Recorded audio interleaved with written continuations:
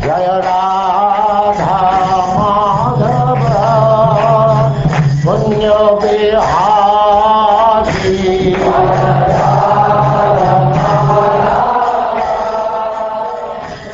And now chapter 22.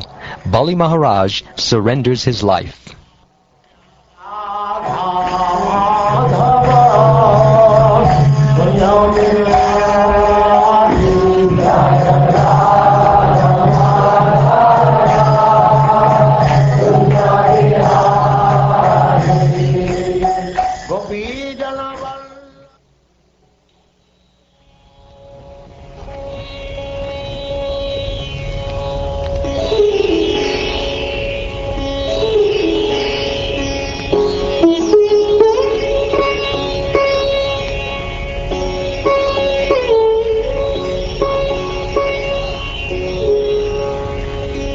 Shukdev Goswami said, O King, although the Supreme Personality of Godhead was superficially seen to have acted mischievously toward Bali Maharaj was fixed in his determination. Considering himself not to have fulfilled his promise, he spoke as follows. O best personality of Godhead, most worshipable for all the demigods, if you think that my promise has become false, I shall certainly rectify matters to make it truthful. I cannot allow my promise to be false. Please, therefore, place your third lotus footstep on my head. I do not fear being deprived of all my possessions, living in hellish life, being arrested for poverty by the ropes of Varuna, or being punished by you as much as I fear defamation. Although a father, mother, brother, or friend may sometimes punish one as a well-wisher, they never punish their subordinate like this. But because you are the most worshipable Lord, I regard the punishment you have given me as most exalted. Since your Lordship is indirectly the greatest well-wisher of us demons, you act for our best welfare by posing as if our enemy. Because demons like us always aspire for a position of false prestige, by chastising us, you give us the eyes by which to see the right path. Many demons who are continuously inimical toward you finally achieve the perfection of great mystic yogis. Your Lordship can perform one work to serve many purposes, and consequently, although you have punished me in many ways, I do not feel ashamed of having been arrested by the ropes of Varuna, nor do I feel aggrieved. My grandfather, Prahlad Maharaj, is famous, being recognized by all in many ways by his father, Hiranyakashipu. He still remained faithful, taking shelter at your lotus feet. What is the use of the material body, which automatically leaves its owner at the end of life? And what is the use of all one's family members, who are actually plunderers, taking away money that is useful for the service of the Lord in spiritual opulence? What is the use of a wife? She is only the source of increasing material conditions.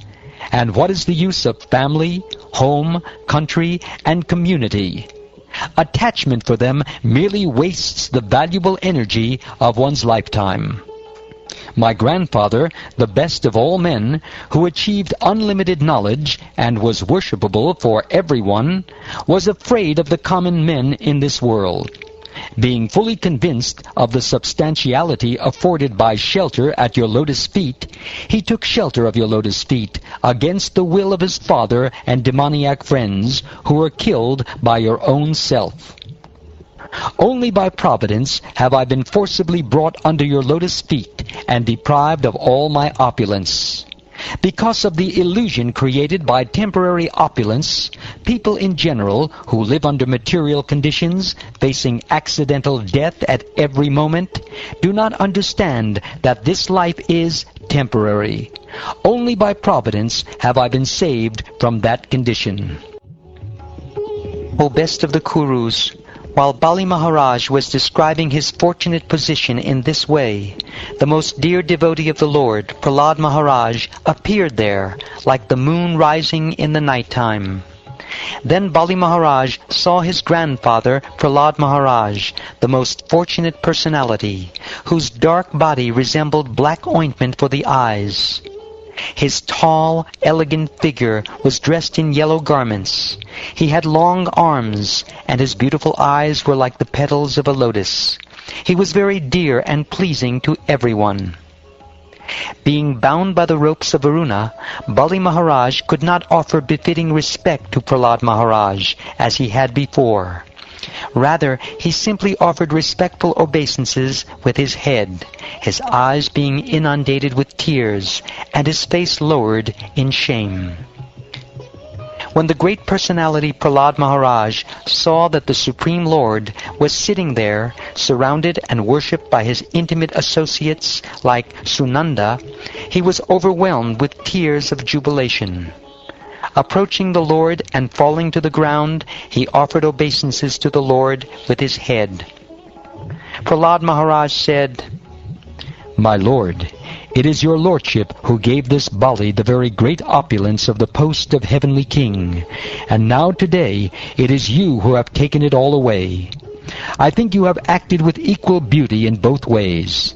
Because his exalted position as king of heaven was putting him in the darkness of ignorance, you have done him a very merciful favor by taking away all his opulence. Material opulence is so bewildering that it makes even a learned, self-controlled man forget to search for the goal of self-realization. But the Supreme Personality of Godhead, Narayan, the Lord of the universe, can see everything by his will. Therefore I offer my respectful obeisances unto him.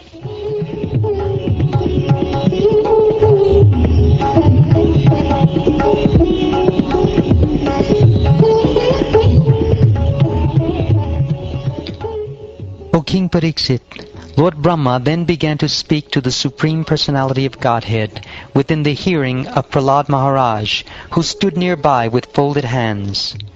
But Bali Maharaj's chaste wife, afraid and aggrieved at seeing her husband arrested, immediately offered obeisances to Lord Vamanadev. She folded her hands and spoke as follows. Srimati Vindhyavali said, O my Lord, you have created the entire universe for the enjoyment of your personal pastimes. But foolish, unintelligent men have claimed proprietorship for material enjoyment. Certainly they are shameless agnostics. Falsely claiming proprietorship, they think they can give charity and enjoy. In such a condition, what good can they do for you, who are the independent creator, maintainer, and annihilator of this universe? Then Lord Brahma said, O well-wisher and master of all living entities, O worshipable deity of all the demigods, O all-pervading personality of Godhead, now this man has been sufficiently punished, for you have taken everything. Now you can release him. He does not deserve to be punished more. Bali Maharaj had already offered everything to your lordship. Without hesitation, he has offered his land, the planets, and whatever else he earned by his pious activities, including even his own body. By offering even water, newly grown grass, or flower buds at your lotus feet, those who maintain no mental duplicity can achieve the most exalted position within the spiritual world. This Bali Maharaj, without duplicity, has now offered everything in the three worlds. How then can he deserve to suffer from arrest? The Supreme Personality of Godhead said, My dear Lord Brahma, because of material opulence, a foolish person becomes dull-witted and mad. Thus he has no respect for anyone within the three worlds and defies even my authority. To such a person I show special favor by first taking away all his possessions. While rotating in the cycle of birth and death again and again in different species because of his own fruitive activities, the dependent living entity, by good fortune, may happen to become a human being. This human birth is very rarely obtained. If a human being is born in an aristocratic family or a higher status of life, if he performs wonderful activities, if he is youthful, if he has personal beauty, a good education, and good wealth, and if he is nonetheless not proud of his opulences, it is to be understood that he is especially favored by the Supreme Personality of Godhead. Although aristocratic birth and other such opulences are impediments to advancement in devotional service, because they are causes of false prestige and pride, these opulences never disturb a pure devotee of the Supreme Personality of Godhead. Bali Maharaj has become the most famous among the demons and non-believers, for in spite of being bereft of all material opulences, he is fixed in his devotional service. Although bereft of his riches, fallen from his original position, defeated and arrested by his enemies, rebuked and deserted by his relatives and friends, although suffering the pain of being bound, and although rebuked and cursed by his spiritual master, Bali Maharaj, being fixed in his vow, did not give up his truthfulness. It was certainly with pretension that I spoke about religious principles, but he did not give up religious principles, for he is true to his word. Because of his great tolerance, I have given him a place not obtainable even by the demigods. He will become king of the heavenly planets during the period of the Manu known as Sarani. Until Bali Maharaj achieves the position of king of heaven, he shall live on the planet Sutala, which was made by Vishvakarma according to my order. Because it is especially protected by me, it is free from mental and bodily miseries, fatigue, dizziness, defeat, and all other disturbances. Bali Maharaj, you may now go live there peacefully. O Bali Maharaj, you may go to the planet Sutala, which is desired even by the demigods. Live there peacefully, surrounded by your friends and relatives. All good fortune unto you. On the planet Sutala, not even the predominating deities of other planets, what to speak of ordinary people, will be able to conquer you. As far as the demons are concerned, if they transgress your rule, my disc will kill them. O great hero, I shall always be with you and give you protection in all respects, along with your associates and paraphernalia. Moreover, you will always be able to see me there. Because there you will see my supreme prowess, your materialistic ideas and anxieties that have arisen from your association with the demons and Danavas will immediately be vanquished.